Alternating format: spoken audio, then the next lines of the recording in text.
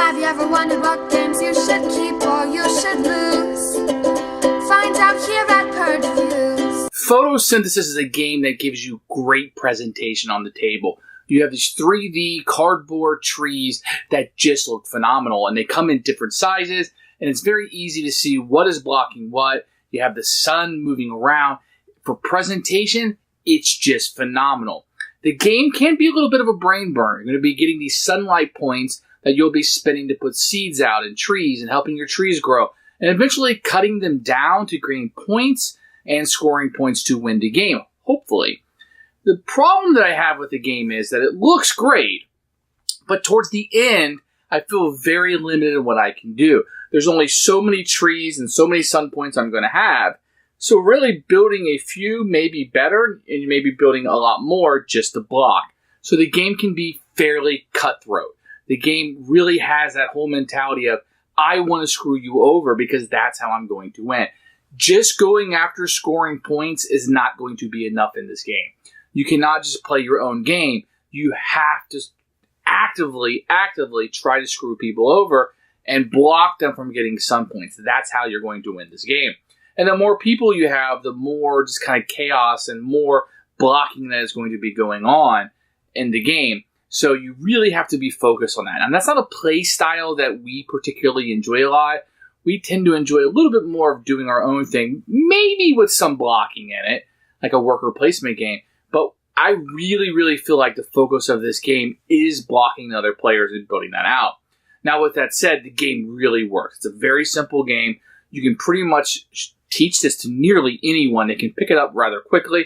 The player aids that are on the mats are fantastic. The 3D effect of the cardboard really stands out. People are really going to like to look at this game, and it plays pretty solidly. And this is a game that people are really liking. It just missed the mark for me. It's not going to be enough for me. The presentation-wise, 2 thumbs up, wonderful. But I just don't like the end of the game. I don't like how it comes down. I feel like there isn't a whole lot that I can do to better my situation. And a lot of times I feel like I'm giving up control during the game to the other players, and it kind of keeps me from playing my game. It's almost like I'm affecting everybody else's turn more than I am my own, and they're affecting mine. I just kind of feel that way. I don't know that if it's going to come across when other people play it, but that was a huge downer for me. And at the end of the game, really, you're only going to score a few times in this game. So I wonder, and I'm not saying this definitively, I just wonder if it's a better strategy to kind of get a couple of those big ones going rather than trying to spread out the board. I guess it might be better just who you're playing against and what they're doing. For me, this is just a smidge under a Purge. It's very close. I mean, as a gateway game, I may end up keeping it. It's so borderline right now. And I don't usually stick this wishy-washy, but there are a lot of rave reviews for the game, which kind of, maybe I'm missing something. But at the end of the day, I feel like there might be better games on the market. So for me, I'm going to have to be intellectually honest with you and say a Purge. Here's the box for Photosynthesis. You can just tell how beautiful it is on the cover here with this light coming down and basking in this tree. It's a normal size box. It will fit very well on your shelf. As you look inside, you're going to have these boards. Now, each one's going to have a different color on it, and you'll see that. So a lot of attention to detail here, and this is going to be kind of your spreadsheet during the game. You're going to have a rule book. You're going to get a couple of them in different languages.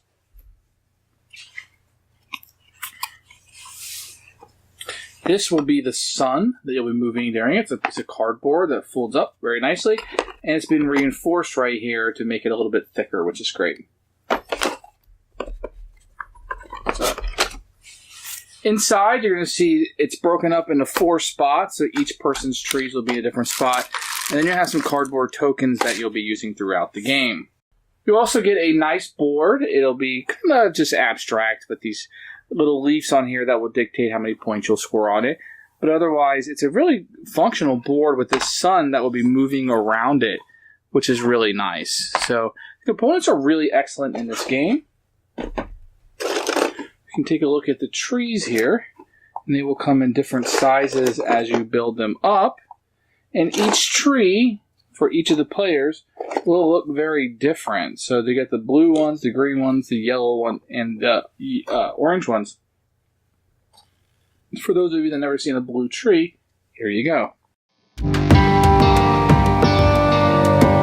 When the game starts, the board will be set up. Players will put out, in turn order, a small tree, and then everybody will put one out, and then it will put out a second small tree in reverse order. And then you'll put the sun out. There's a little spot right here that tells you where the sun starts, and you'll set the start sun there, and you'll be ready to start the game. The game is very easy to set up.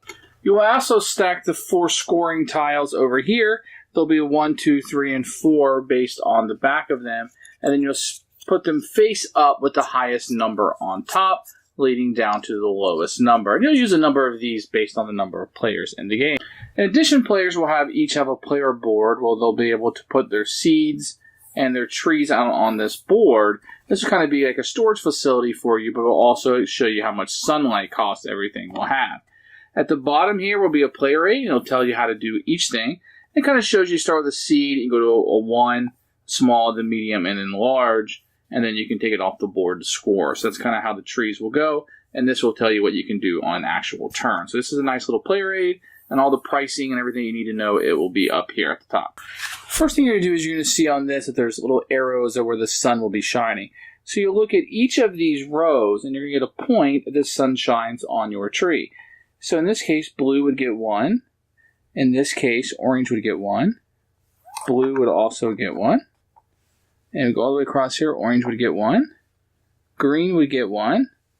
Green would get 1, but it would block this one because this one is the same size or smaller. So yellow would not get 1 from there, and yellow would get that for 1 row.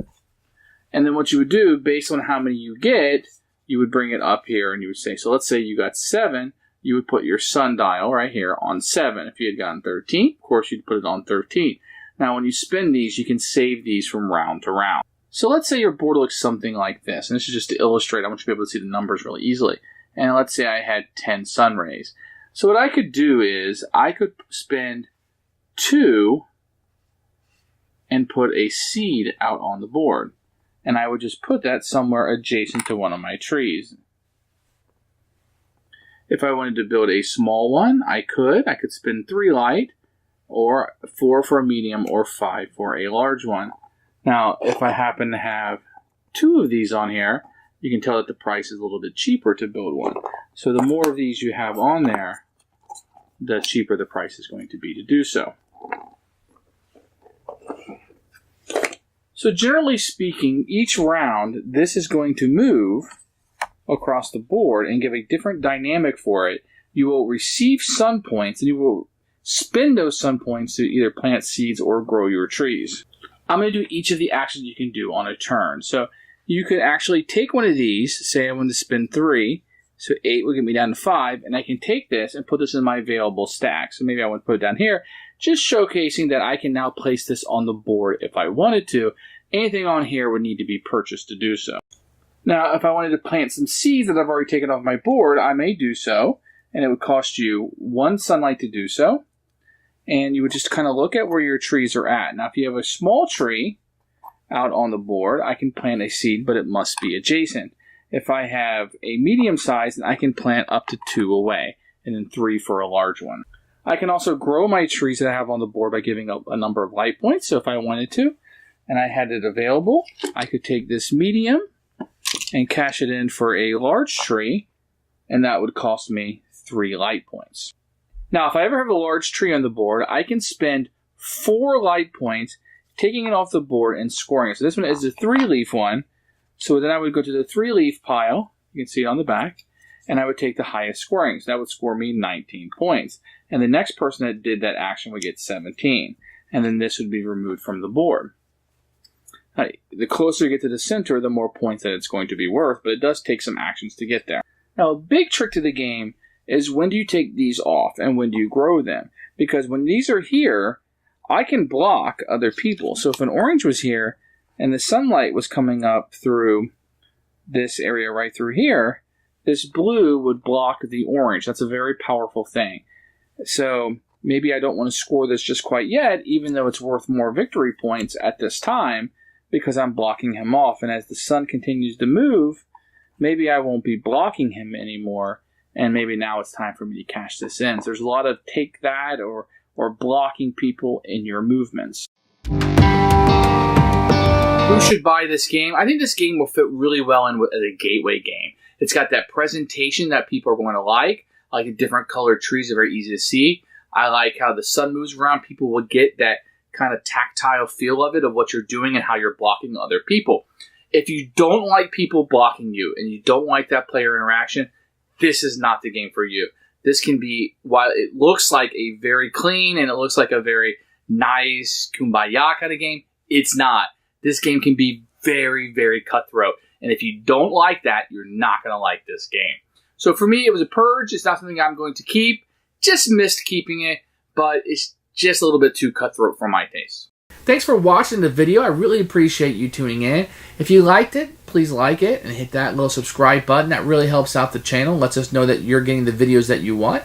If you agreed or disagree with what I said, feel free to comment below. I'd love to hear what you have to say, and I promise that I will comment back. Thanks for watching, and everybody else, keep playing games.